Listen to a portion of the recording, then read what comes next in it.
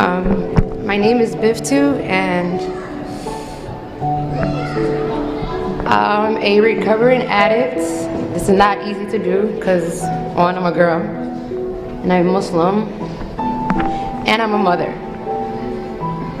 And I'm not young, even though I look young. I'm in my 30s. I'm 33 years old.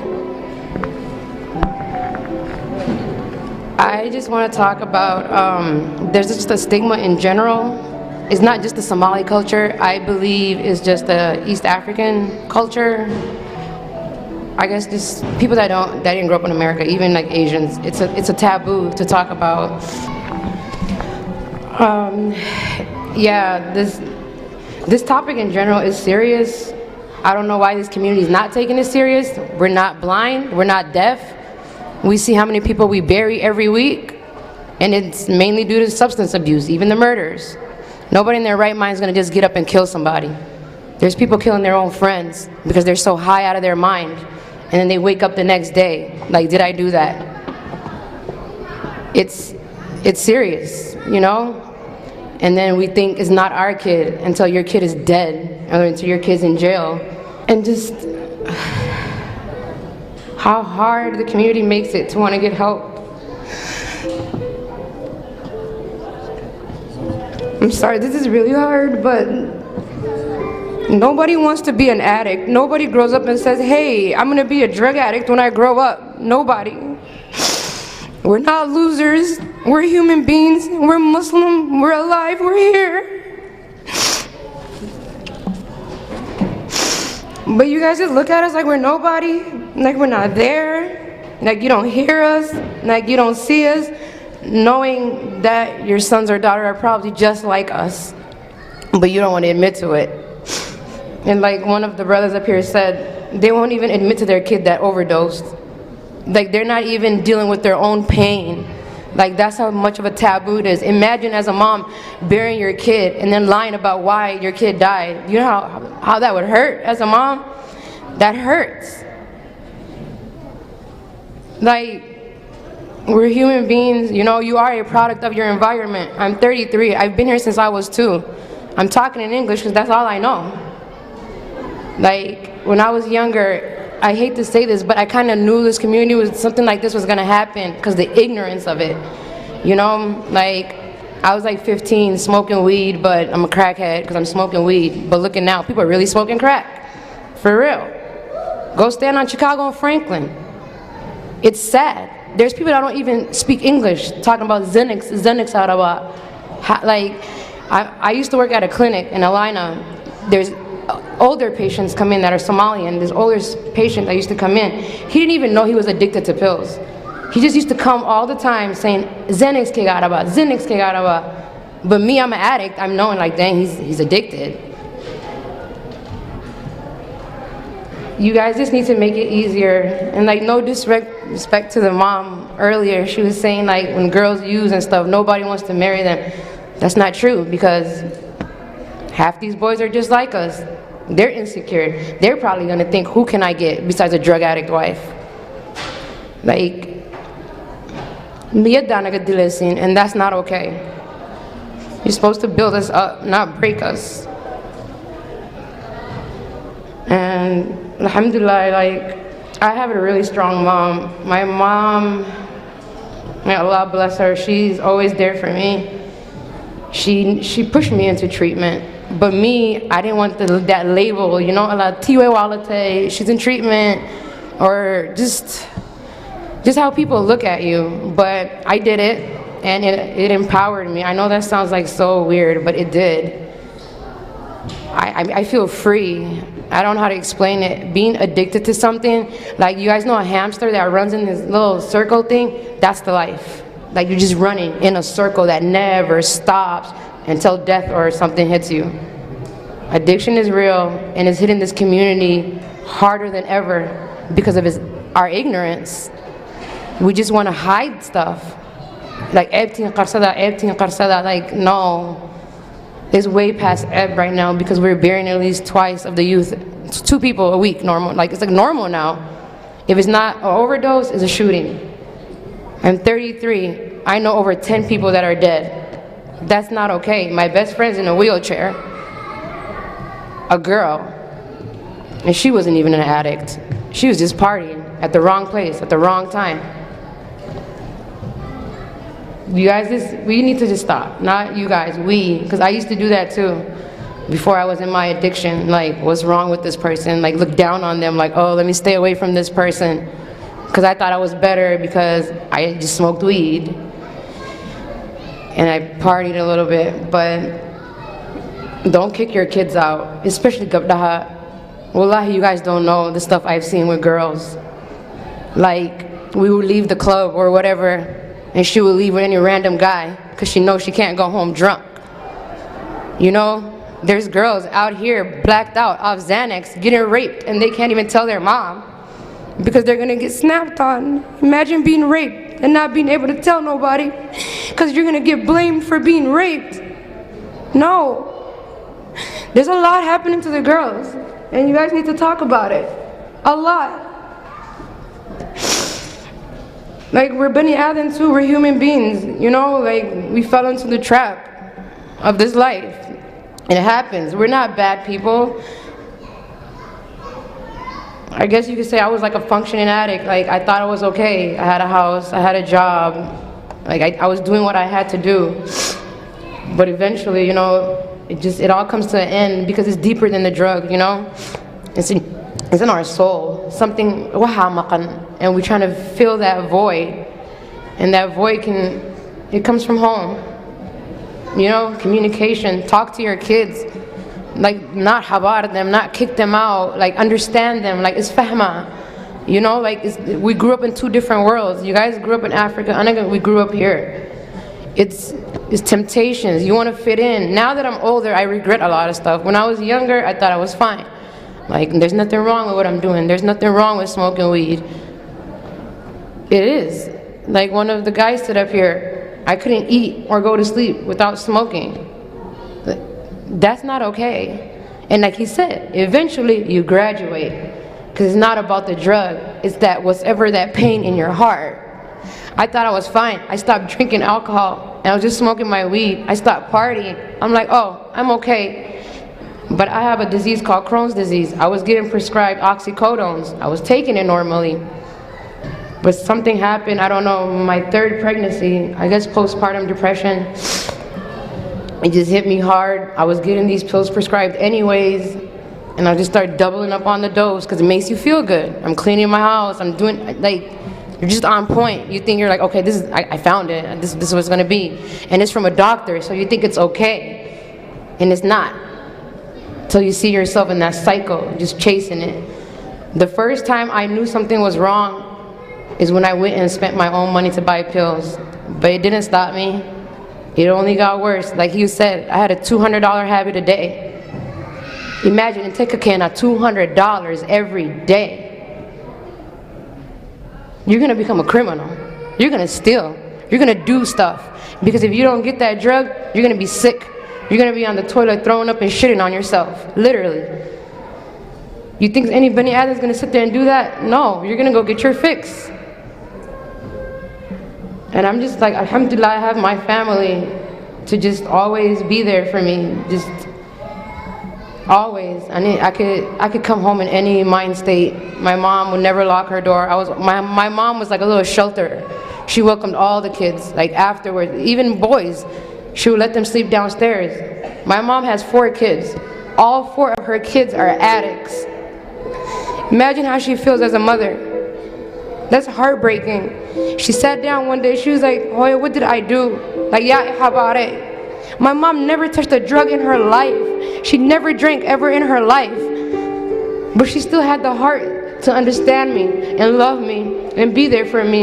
And wallahi, for that, like, I love my mom to death. Without her, only Allah knows where I would be right now.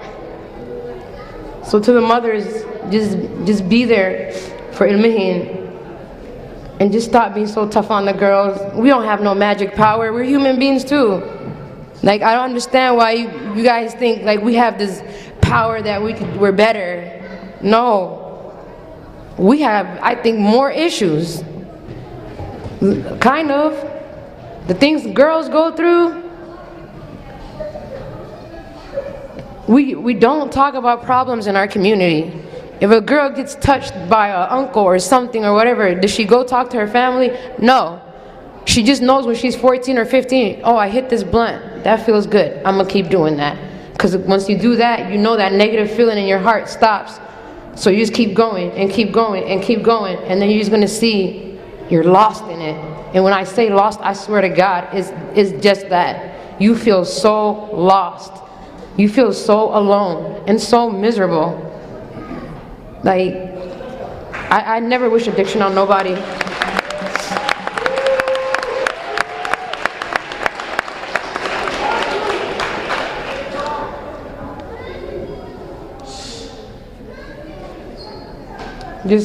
I think people just really need to start listening to each other and stop judging less. Well, what did the judgment get us? Look at our community. I hate to say it, but when I was 15, I really kind of knew this was going to happen. People were just so ignorant. Like, oh, we're African, we're special. Why? Why are we special? Why? Why does substance abuse not touch us? Why do we think that? Why does mental illness not touch us? Like, we just think we're special? No. Mental illness is real, substance abuse is real, and they go hand in hand. Nobody's a drugisto. You just imagine, like, who wants to walk around literally just miserable, fiending for something, just dying, like, I need this, I need this. Who do you, like, anybody in their right mind, who would want to live like that? But people are downing you every day, like you made a choice to live like this. Like, this is not a life we chose. It chose us. You don't realize that until you're older. And that's what I'm going through right now. A lot of regret. A lot of remorse. And then to the young kids, what I really want to say to the young kids, don't let, like, TV, right, and all these music videos and stuff, you know, Kawalo, like that song, Papa Perk, and I get my stamina. Yeah, you're going to have stamina for like 30 minutes. And then what? This, for real, like, to the young kids, wallahi, this is not the path you guys want to go down. You do not want to imitate this life. What you guys see on TV is fake. Don't you see these famous people? They're rich, but they commit suicide. All the money in the world, but killing themselves. Because it's that void, that thing that's missing in your heart. Just this maqla. That's what I would say. And then as far as treatment-wise, it took me really long to go to treatment because I didn't want to be labeled, you know? I just didn't want to be labeled. And I didn't want my pills to stop because if you go to treatment, you get on Suboxone and all of a sudden your pill stops, you know? But at a certain point, you gotta love yourself. You gotta love your mom. When I think about how much pain I caused my mom, it just makes me cry till this day. Well, I have the best mom in the world, but yet I caused her so much heartache.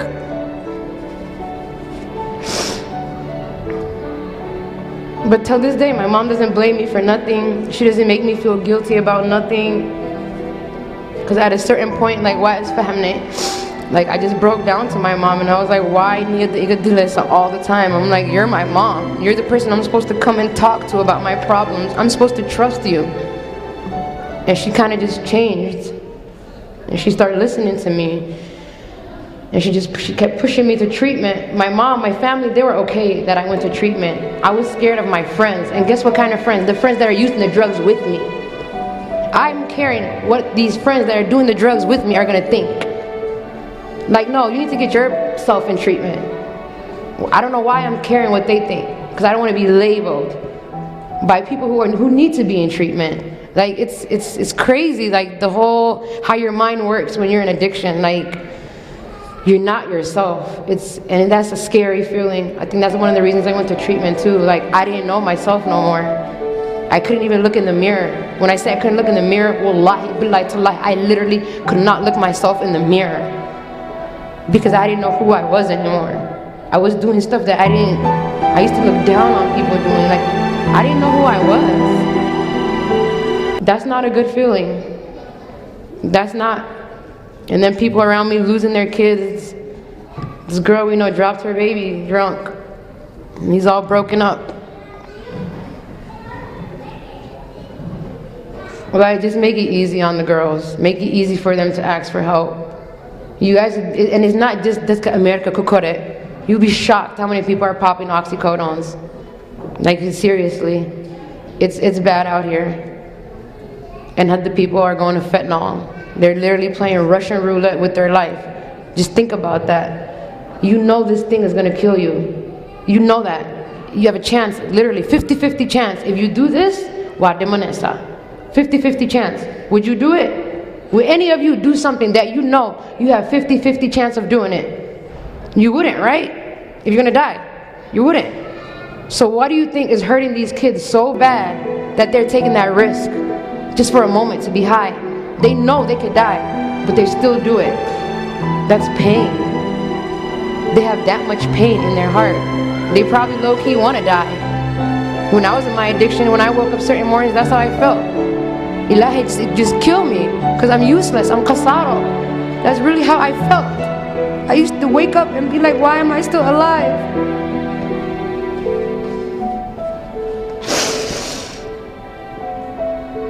It's just painful, you guys. I know too many people that died that I'm close to. They shouldn't be dead. They didn't even make it to their 30th birthday.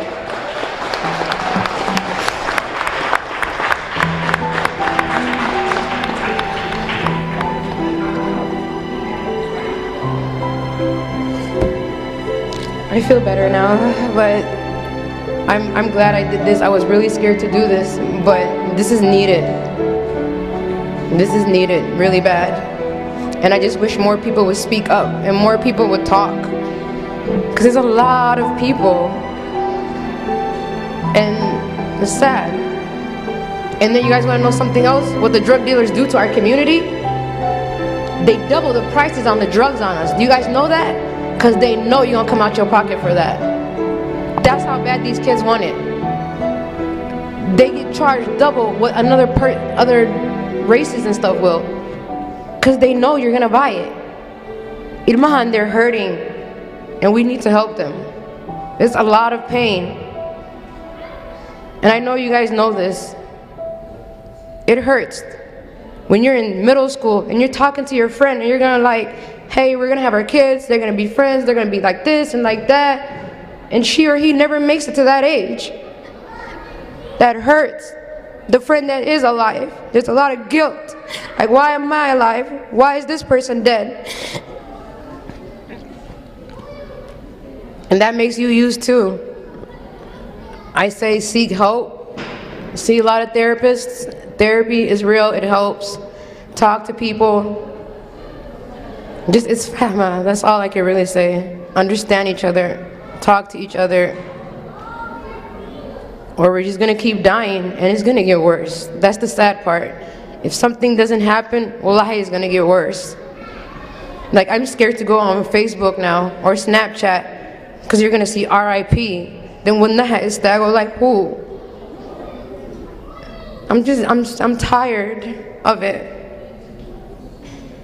I'm just tired of it. And whatever I could do, I want to help. And if it's there in my story is to help, I'm gonna do that.